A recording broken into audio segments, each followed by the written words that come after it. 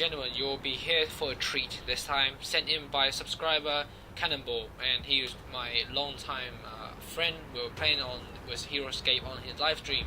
So, what you need to know that is this Object-140 is an absolutely fantastic tank to play. So I totally recommend the grind on it. I have a few videos about this tank, so do check it out if you need to. And here he is attacking this position. Oh wow, that dude there was like, he certainly knows how to drive, right?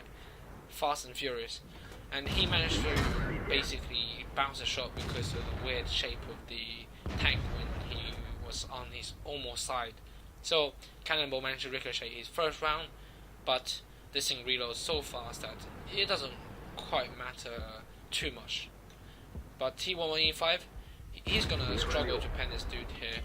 T1185's tournament is quite strong, but Commander's Capolo there is easily penetrated if you hit it flat. But if you hit it any like weird angles, it's gonna bounce off.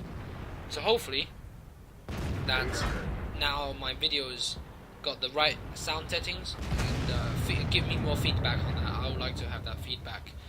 And you can see he doesn't quite get a shot onto that dude there, but finally he connects one. And this object here, if he wants to come over, he has to expose himself to a lot of trouble. And you can see he's sniping the Capolos of the other enemy Object-140. And you can do that if that guy is standing still. And also you gotta be careful of that when you're driving your object. You can see Cannonball here is not staying around once he's fired. He pops back into cover and then immediately comes back once he reloaded. Don't stay there in the open. I used to do that like when I played basically 1K games. Now, like after loads of games experience, I realized that what's the point of standing there? It's quite a simple idea actually, but people can get quite lazy from time to time and not bother to do that. That's a thing some people do, but I sincerely hope that you could, for example, pull back just like Cannonball here. It's gonna save you and your health. Really, it's gonna make sure that you have more health, and immediately they're down by 2 tanks, and then suddenly it looks like a more even game right now according to XVM. But his platoon mate there, and the Waffle is defending the base at H4-5 between the grid, and he is trading with them, and he hasn't even taken a shot yet, and he's already made his worth in this game, 1,800 damage already. And you can see that this tank does damage pretty fast over a short amount of time. And then he's going to relocate now to probably going to help out either his pal there, or he could sweep north. But in my opinion, always defend if you can rather than attack if you're losing on the score. So he comes back, and that shot was never going to hit, but maybe. But you can see the accuracy on the move there, connects one right there. But of course his friend Chris has took the kill, and he doesn't quite get the kill there, but it would be his kill if his friend didn't take it. And you can see the agility of this tank allows you to flank around and make sure you do not go head to head with those people rushing there. You're gonna get outnumbered very soon. Let them slow down, let their pace slow down. And it seems like Cannonball hasn't turned on vertical stabilization. Let me show you which one it is. It makes you fire on the move much more accurately and angles his armor right in time to bounce the FE202. So since now he's been covered, let me show you this thing. Go to settings and turn on enable dynamic camera. Turn on horizontal stabilization in sniper mode. So literally your tank is not going to rock. Instead your reticle is going to go up and down, but overall your accuracy does not really go anywhere off target like Cannonball's having here. So I strongly recommend you to have that feature on, since it's going to make you fire more accurately, well, way accurately, let's say. So Cannonball, when you see my video on this, you should put that on if you don't know about it. And he's tracked here, but it's not that much of a problem. I don't think that is going to shoot him there, but he managed to connect the shot. Let's see how, basically, afterwards. Lower play over IS4, bingo. So where did that dude pin him? Oh yeah, Capolos, you see? The Capola on this thing is pretty weak, but The rest of the turret is actually okay, but you can get overmatched by other TDs. So it's not T62A turret armor, but it still works. So Cannonball was, he couldn't really bother to repair it with his repair kit. Totally understandable though. And one more shot it would take to kill the IS-4, but IS-4 gets into cover in time just to bounce off the shot from Cannonball. Cannonball tried to plant the shot there, but you can see the shape on IS-4's turret. It's not that easy to pop away, but he noticed the enemy down there in the FE, but FE has a shitty reload, so Cannonball has the world of time to destroy that IS-4 before the FE could plant a shot into him. But he managed to take a bit too long to come back and didn't manage to take a hit. But immediately there, he took off the tracks of the Yak Panda. You always want to shoot about this angle into the front wheel there to pin him into place, so you can just literally eat him up like this without him even moving.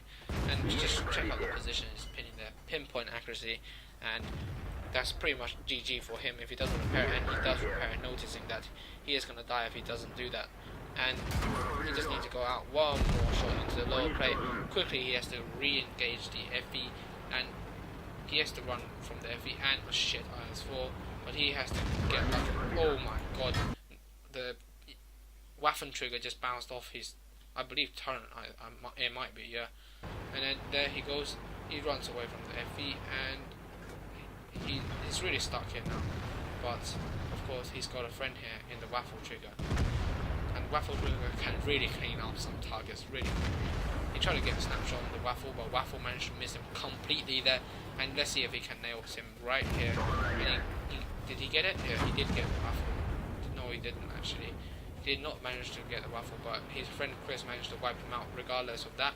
FE of course wants to get a kill on him, but FE misses.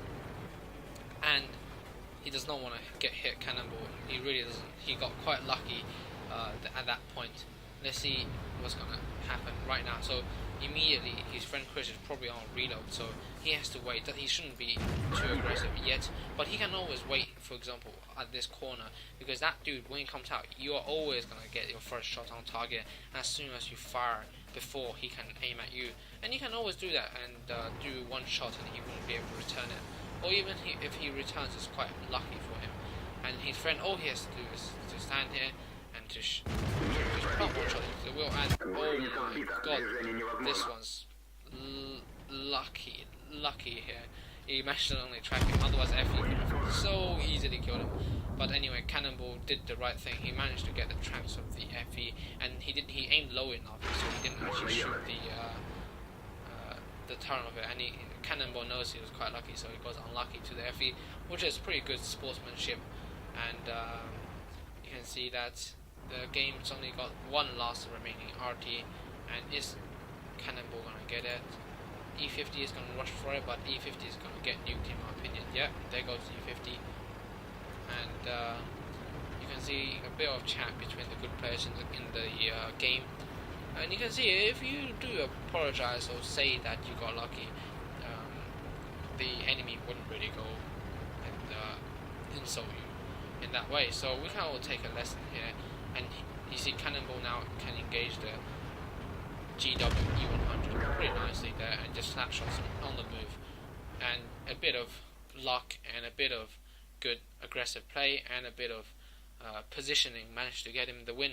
And 6,000 damage, 4 kills, and 5 kill was Chris 79. So in the end it was a perfectly executed platoon work to carry this team to the final victory. So let's have a look at his after game stats. Sincerely hope that we have a look at this absolutely amazing after game stats. He's got Brothers in Arms, Steel Wall, High Caliber, Confederate, and just didn't get enough kills of course to get his Top Gun, but Ace Tanker. Check out the amount of damage he puts into the enemy. And he was running a premium account, which meant that he was able to make 40k profit even with tier 10 tank. This is just a pretty good, really solid game. You can see that he hit 33 shell. He fired 33, of which 29 hits, and that mentions the accuracy on the move and the fully aimed accuracy of this tank. It is simply fantastic. and you get 21 penetration down to 29. The penetration is still pretty good, but of course there's the downside that sometimes you meet some really heavily armored targets at tier 10, but nonetheless the penetration certainly had equipped, and he has blocked 2,450 armor, and with which he spotted 1 and of course damaged 10 of them and destroyed 4, and he did 1,000 assistance damage. So let's have a look at his teams. So you can see that his platoon, which is Cannonball, Chris 79, them two managed to carry this game like a boss. Really, this E100, really, and then this AMX, really. It's quite funny how players like this guy, for example, does 0 damage in a waffle trigger, especially. And let's finish this one off by welcoming, let's say this basically. Let me give you a news at the moment.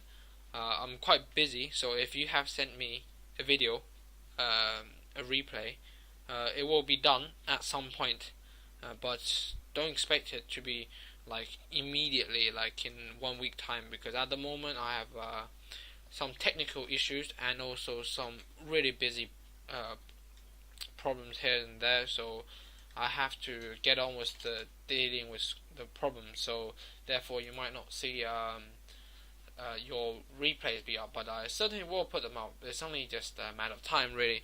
So hopefully you enjoyed this video, and we'll see you next time.